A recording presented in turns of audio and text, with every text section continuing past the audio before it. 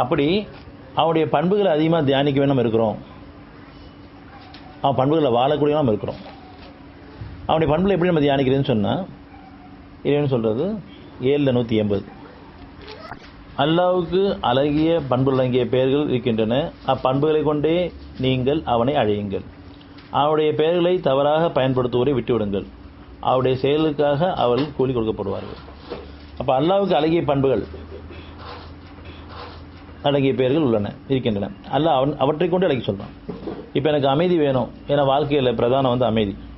ஒரு மனுஷனுக்கு உணவு முக்கியமா அமைதி முக்கியமா அப்படின்னு கேட்டால் பெரும்பாலும் உணவுன்னு சொல்லுவோம். ஆனால் உணர்றவங்க அமைதி தான் முக்கியம்னு சொல்லுவாங்க. காரணம், எவ்வளோதான் ருசியான உணவாக இருந்தாலும் நம்ம சாப்பிட போகிற நேரத்தில் ஏதாவது ஒரு சங்கடமான செய்தி நமக்கு வந்துச்சுன்னு சொன்னால் உடனே நம்ம உணவை தள்ளி வச்சுருவோம். முதல்ல அமைதி தான் முக்கியம். அமைதி இருந்தால் மட்டும்தான் சாப்பிடுவோம், இல்லை சாப்பிட மாட்டோம்.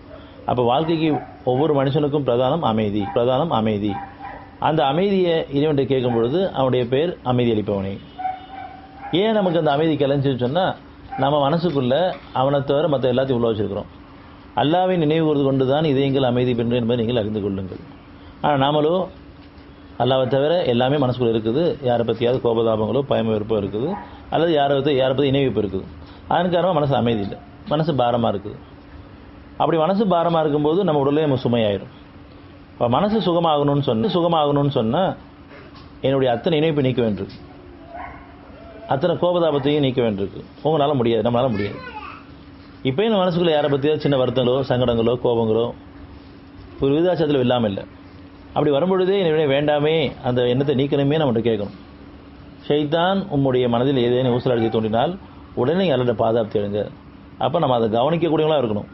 யாரை பற்றியாவது சின்ன வருத்தங்கள் வருது, ஒரு சின்ன சோறு வருது, கவலை வருது, நாளைய வாழ்க்கையை பற்றி ஒரு கவலை வருது, ஒரு பயம் வருது, வரும்பொழுது என்னுடைய வேண்டாமே, இது ஷைத்தானோட எண்ணமாக இருக்குது. மனசுக்கு அமைதி கிடைக்கக்கூடிய எந்த செய்தியாக இருந்தாலும் அல்லாஹ்விடமிருந்து வருது.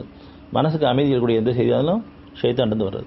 அப்போ நம்ம அதை கவனமாக செய்வே இருக்கணும். என் மனசுக்குள்ளே இவங்களை பற்றி நினச்சாவோ அல்லது யாரை பற்றியாவது பேசினாவோ மனசு அமைதி கிடையாதுன்னு சொன்னால் அல்லாஹ் இந்த பேச்சை பேச வேணாம் தடுக்கிறான்.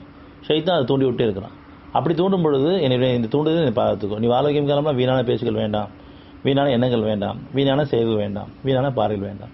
இதெல்லாம் தான் பாவத்தை பண்ணுறோம். பாவம் பண்ணக்கூடியதெல்லாம் எண்ணங்களையும் பேச்சுகளையும் செயல்களையும் பார்வைகளையும் தான்.